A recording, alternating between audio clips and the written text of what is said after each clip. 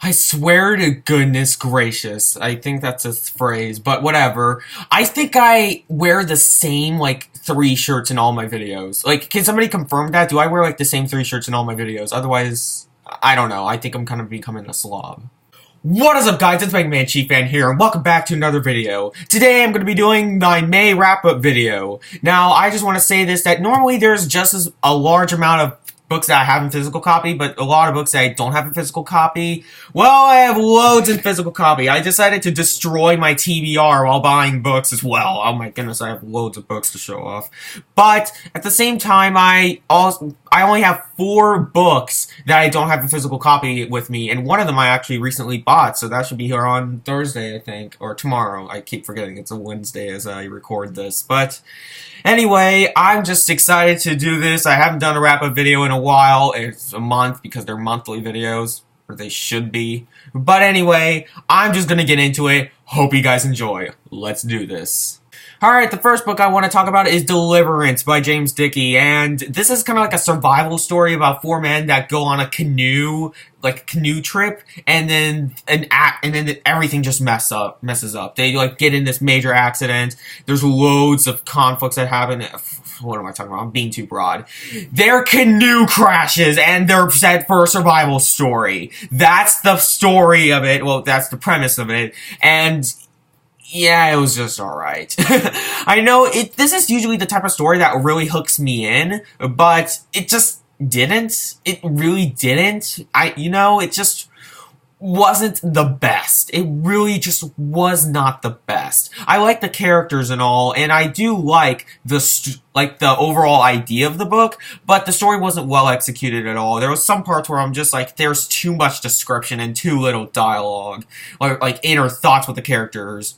Or of the characters, and it's in first person, so you should probably think that this book would go a lot into the thoughts of the survivors, but no, it doesn't. That just bothered me for some reason. But does that make Deliverance a bad book? No, not even close. But does it make it good? Not even close as well. I just think this is a mediocre book. But I did kind of like it, so I gave it a flat 3 out of 5. So if this sounds like something you're up your alley, give it a try. But personally, I just wasn't the biggest fan of it. The next book is a book that's been praised out of the wazoo. It's been made into a movie. It's incredibly famous. And that is A Single Man by Christopher Isherwood. This is about a man who lost his love of his life, but the thing is that he's gay, so he's just kind of conflicting with the fact of what does the world think of him and how will he get over the loss of his love of his life, and it's good. I know everybody's probably going to yell at me, but I just think this book is not a masterpiece. Though it is very good. I like our protagonist. I think his name is George, but don't quote on me on that. I'm really sure that it's George. I just have a kind of a brain fart. The story is very good, but here's the thing. I love the beginning. I was getting into it. I thought this was a great introduction to our characters, and I love the ending. The ending to this book is absolutely phenomenal. I cannot recommend the book enough just for the ending. However, the middle part just wasn't amazing. It wasn't my favorite part. And honestly, it's just not... It was just too mundane. That's what I said on my Goodreads review, is that it was a mundane section of a book that should have been more emotionally attaching to you, and it just wasn't. If this part would have been better, this book would have been a masterpiece. Like, I swear, this book would have been amazing. But I know a lot of people think it is a masterpiece anyway, but I just personally didn't attach to this book like some people did. So, overall, I think it is a very well-written book. I do think that the characters, well, a lot of the characters, not just our protagonist, are fantastic. I love the cast of this book, and the story is a great idea, and when it is being good, it's great. However, it just had too many flat moments that I couldn't give it a 5 out of 5, even a 4 out of 5. But it is a 3.5 out of 5 for me. I do really like this book, and if you want to check it out, go ahead and check it out. Support, kind of like the LBG, I keep forgetting that, like, acronym. It's like gay literature. Like, if you, I know that sounds very wrong, but, but if you, like, LGBT, I think that's the acronym, but please support LGBT literature. We need more diversity in literature, definitely. Then we have Keep the Aspidistra Flying by George Orwell, and oh my goodness, was this a roller coaster. This was insane. But Orwell is kind of known for making, like, these weird stories. Like, these weird yet realistic stories. I think the only story that I really wouldn't call weird from him is Down and Out in Paris and London. This is about but this book is about a man named Gordon who works in a bookshop, and he absolutely hates money. He thinks money is the corruption of humanity, and it completely ruins it. So he says, you know what, I'm gonna become a true man and just live off of whatever I can find. I'm not going to count on money for everything. But then he realizes that's a bad idea, but he still goes with the idea, and then things happen. And this book was absolutely fantastic. I like if I could eat a novel, like if you could put a book reading in terms of eating, I gulped this novel in one go. Well, I didn't, but I read it in one day. I didn't read it in one sitting, but I read it in one day. And it was fantastic. I could not put the thing down. I read it in 2 sittings, and there we go. But it was just phenomenal. I loved this book. Orwell did it again. I'm really excited to just complete Orwell's bibliography because I'm about halfway through his bibliography, and it's fantastic. Orwell, bravo. Absolutely bravo. And finally, this is the book that I recently bought, but it's still not here because Amazon, and that's The Green Mile by Stephen King. This is about a man named Paul Edgecombe who has this weird relationship with this prisoner named John Coffey. There we go. Sorry, I apologize for every Stephen King fan ever. But oh, did I say John Edgecombe? Did I? Whatever, I'm off today. So, it's about Paul Edgecombe meeting a man who's committed a murder on 2 little girls, or supposed to murder 2 little girls, named John Coffey. There we go. I got the names right. I strictly apologize for any Stephen King fan again. But and he's kind of like, and there's like a lot of magical elements into it. It's kind of like magical realism a bit, and it's a fantastic book. This is easily my favorite Stephen King besides Misery. It's such a great book, and it's not just like a standard horror book, even though Stephen King's horror books are really actual literature. I love it to see that Stephen King doesn't just write like just horror books. He can write a good story that doesn't rely on horror elements. Not saying that his horror books are bad, in fact they're fantastic. But it's just great to see that he doesn't just rely on the horror books to move his career along. And this book was fantastic. I was emotionally attached to the characters. Like, I'm not gonna say who, but a character died, and I was nearly getting teary-eyed for this. During this, like, I could feel the tears, like, here. It's not like on the edge, but it's like here. I'm so terrible at describing things. But The Green Mile was a fantastic book. I loved it to death. However, the reason why I didn't give it a 5 out of 5 was because I felt like one installment. If you didn't know about The Green Mile, it's released in like 6 monthly installments back in like 98, 96 or something. And I felt like one of the installments, I think it was the 5th installment, that I just personally wasn't a fan of. I felt like there was too little going on in the plot compared to the other 5 parts of the book, and it just wasn't my cup of tea. It wasn't my cup of tea at all. In fact, it wasn't that good. It was really breaking my heart because this book could have been a 5 out of 5 rating, yet it just kind of had this mediocre part to it. But does that make this book bad overall? No. This mediocre part only lasts 80 pages out of a 550-page book. It just doesn't give it its 5 out of 5 rating like it was hoping to be. But still, The Green Mile, cannot recommend this book enough. Even just to anybody, not just Stephen King fans, just anybody. The Green Mile, it's fantastic, and I need to still watch that movie with Tom Hanks. That movie, I've just heard the greatest things about. Alright, now we got my physical copy pile, which is separated into 2 stacks. My smaller books and my larger books, or terms in size, not length. So, anyway, let's get started. Alright, the first book I'm going to talk about is one of the first books that I read in the month, and that is Madame Bovary by Gustave Flaubert.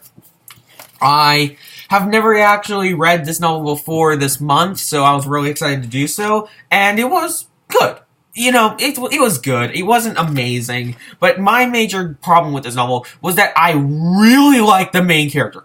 Like, I know she's supposed to be an awful human being, but I swear, Emma Bovary, she is something else. I really was intrigued with their character. I wouldn't say I fell in love with this character, but I was very interested in this character. However, the other characters I just could not care about. Could not care about at all. This novel is all Emma. That's it. That's all it is. It's Emma. Emma Bovary is all this novel is.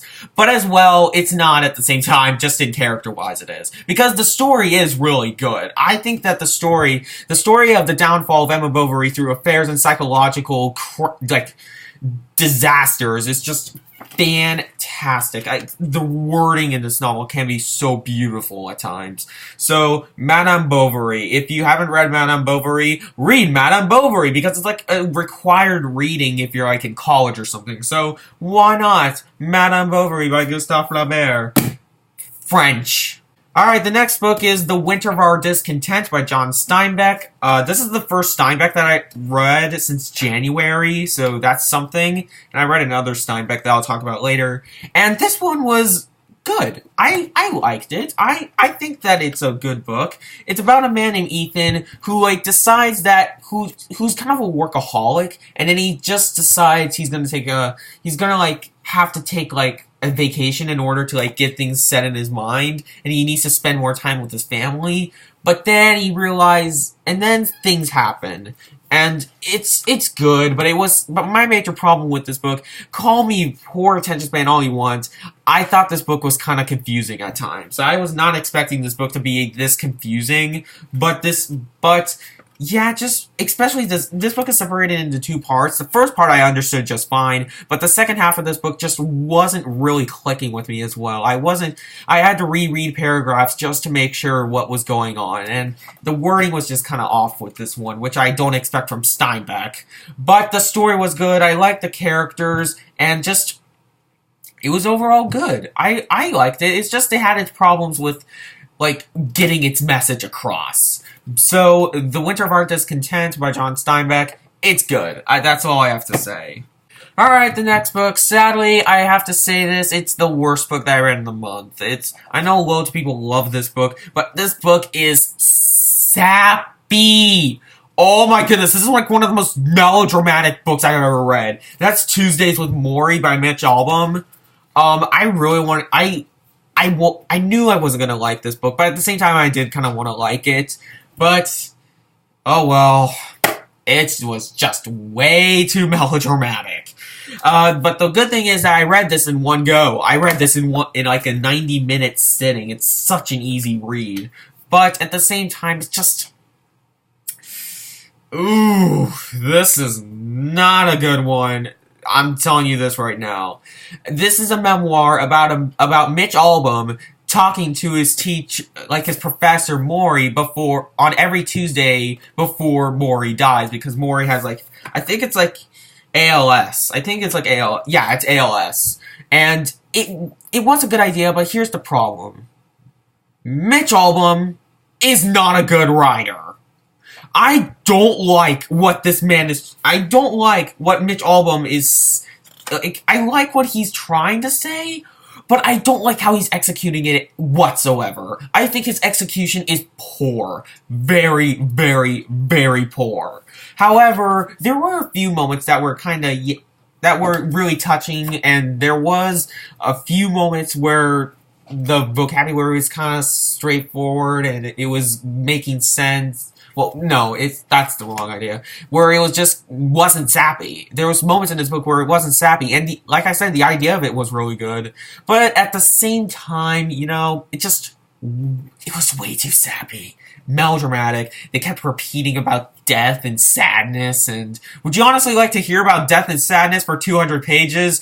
It will drive you insane, that's for sure. But Tuesdays with Morrie by Mitch Albom, it's not bad, but if you aren't really interested in it, you can safely skip. Even if you are kind of interested in it, if you're going with my opinion, you can skip it.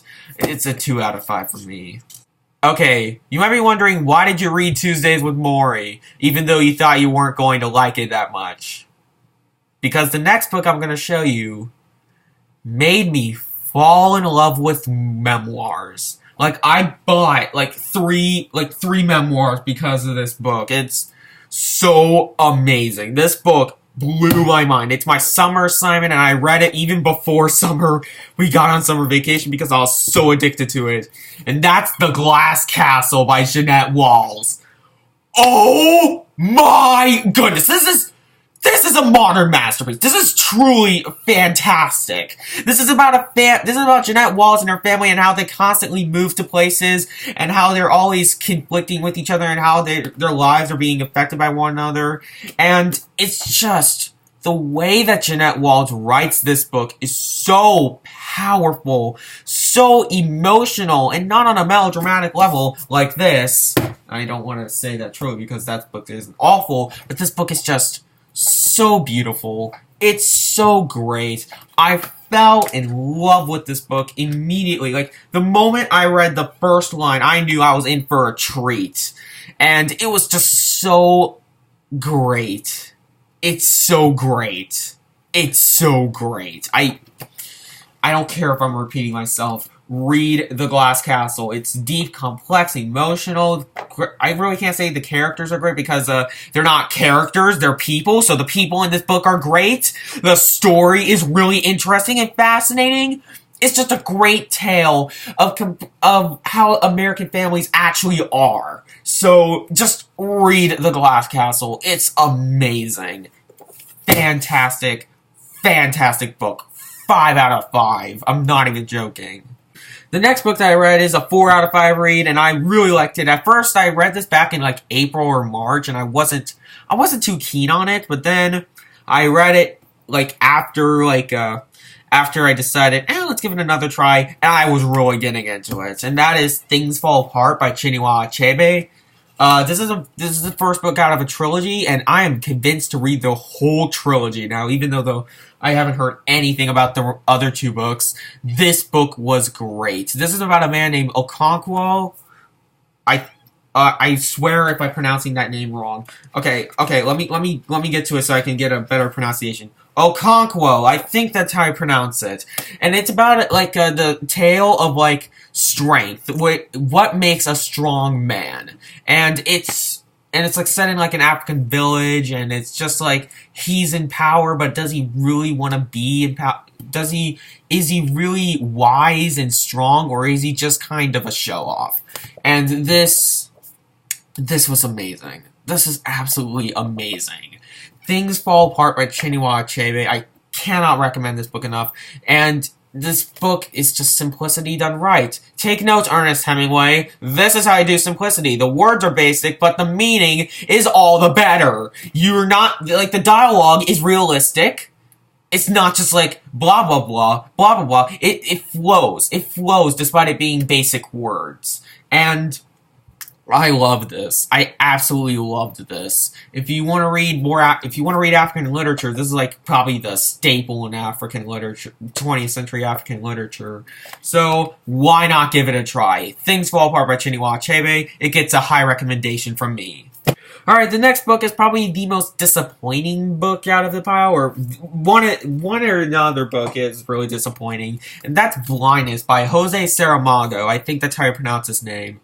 But this book, the reason why I say this is a disappointing book was because it started out amazingly. I was really interested in the story. I loved the characters, or I liked the characters, I didn't love them. And the style of prose that he was using was really interesting. There is no dialogue in this book at all. It's just complete run-on sentences. There's no traditional dialogue. What the characters say is said through run-on sentences. And that was really interesting to me. I was really getting into this book. and then something happened in the plot, and then they started running, and it felt like they were running for 150 pages. Are you kidding me? You got such a great idea, Saramago, and then you just made another one of those like escape stories that we see over and over and over again. I mean, this book could have been a masterpiece in like human condition, but it wasn't. It wasn't. But yet, I still like the book. The first half was brilliant, and I wasn't that mad about the ending. I did kind of like the ending. And the characters were good all the way through. It's just that the story and pacing were very lacking in the second half. And I liked it, but it could have been a masterpiece. So, it's a 3.5 out of 5 for me. If this sounds like something up your alley, if the premise sounds interesting and you don't mind confusing prose, go ahead and read it, because it's even though it's kind of confusing at times, you will get the gist of it. It's not like a Gravity's Rainbow or Ulysses where you just have to go in consciousness limbo the entire time. So, yeah, Blindness by Jose Saramago. Go ahead and read it if it sounds interesting to you. Alright, the next book that I read, I'm just going to breeze over it because it's like, I've talked about this author so many times on this channel, and that is Kurt Vonnegut's Jailbird. This is about a man named Walter Starbuck who works with Richard Nixon, and it's pretty much his life bibliography. It's pretty much like biography, and it's a standard Kurt Vonnegut novel. It's zany, it's hilarious, and it's also dark and depressing. It has its great humor. Oh, what am I talking about? I'm repeating myself. It has loads of words that connect with each other to like different meanings throughout the book. There's like a little bit of symbolism here and there, and it's a great book. I really like this. It's one of Vonnegut's better novels, and I gave it a 4 out of 5. It was great. I really liked it. So, that's all I pretty much have to say, unless if I want to fanboy over Vonnegut. But you guys probably know how much I love Vonnegut already, so I'll just leave it at that. And then the next book is out of my Steinbeck collection. This is another tie for the most disappointing novel, and that is The Moon is Down. What do I have to say about this book besides meh? Meh, meh, meh, meh, meh. I don't care about this book. While the story is good, there's forgettable characters, and it's way too short. This book should have been like 200 pages or so. But yet it's like 88. It's an 88-page book. It's not even a short novel. It's a novella. It's practically a novella. And I wasn't the biggest fan of this. I gave it overall a 3 out of 5, but that's just because the story was overall good. But it just was poorly paced. I didn't like the characters, and it wasn't for me. It wasn't like my type of book, and it's kind of like had that historical fiction thing phoned in, like it was completely crammed in you could probably tell at like the last second of brainstorming. So yeah, it wasn't my cup of tea. That's pretty much all I have to say. The next book is a book that everybody said, oh, you're gonna hate this book. It's not really that good. But then, I also heard really good things about this book. So, why not pick it up? And, ha! I did like it! What did I tell ya? And that's Amy Tan's The Joy Luck Club. Yes, I like The Joy Luck Club. Whatever. So, The Joy Luck Club is about these mothers and daughters in I think it's I don't know what city it's placed in, but no, it's not set in China. It's set in somewhere in America. I think San Francisco or something. But, this is about mothers and daughters connected towards one club named the Joy Luck Club. And it starts with one of the main members of the Joy Luck Club. And this is not a spoiler. It literally says on the back of this, I will quote this, now one of those women has died. So one of the 4 members of the Joy Luck Club is now dead, and one of the daughters has to take over. And this is more like a collection of 16 short stories that overall lock into a major story, and I really liked it. This is like a borderline 4 out of 5 for me. However, the reason why I didn't really thought this book was great was because the first 3 stories weren't really that amazing. They were just kind of okay at best. So, but I think it was the 4th or 5th story that I really started to get into this book, and it was just I liked this. Don't get me wrong, I really liked this, but it just started off slow. It started off way too slow for my taste. But then the fourth or fifth story really got in depth with the characters, and it was just became amazing. I personally think it became amazing. So The Joy Luck Club by Amy Tan. I thought this was a good book. If you don't like this book, that's fighting words. Oh man, this is yet another great book. But it's not a 5 out of 5. That Glass Castle is the only 5 out of 5. But it's The Kite Runner by Khaled Hosseini. I don't know how to pronounce that name. But this book was fantastic. I absolutely adored this book. To the point where I bought the 2 other books that this man has written. It's so great. It's so great. This is about a man starts out as a young boy named Amir who's living in Afghanistan, and then it's kind of like a historical fiction because it's centered around during the time where Afghanistan was like having its political revolution in like the 70s, and it just was so well done. You could feel the fact that part of Khaled Hosseini's life was packed into this novel. It was so good. So good. I don't know why I didn't give this a 5 out of 5, but it may change later on, but as of right now, it stands as a 4.5 out of 5 for me. I really, really, really enjoyed this book. I cannot recommend it enough. I'm just going to leave it at that. If you want me to go more in depth later, I will, but just read The Kite Runner. I still need to read 1,000 Splendid Suns, so I'm looking forward to that. Next book is something I'm just going to breeze over because everybody knows it. I like this book, but I didn't love it, and that's On the Road by Jack Kerouac. First, 100 pages or so were kind of boring, but then they really ramped up to, drama and stuff like that, and it became really good, in my opinion. I really liked it. I don't know how other people think of this book, but I personally liked it. I didn't love it. For me, I think I gave it a flat 3 out of 5 on Goodreads. Yeah, 3 out of 5.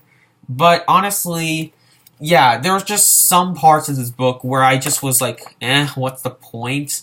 But I did like most of the characters. I think our main character, Saul, just wasn't, amazing. He was just kind of But I did like, Dean, who's the other guy who pretty much who we go on the road trip with. And it's great. I liked it. I think I liked it. So why not? If this sounds interesting to you, give it a try. I keep saying that. I'm sorry if I repeat myself. I'm just prone to that. I just get way too excited about things. Alright, the next book is probably the best book that I read besides, The Glass Castle. And if I ever reread this, this may become a 5 out of 5. I'm debating. And that is The Master and Margarita by Mikhail Bulgakov. Oh, Bulgakov!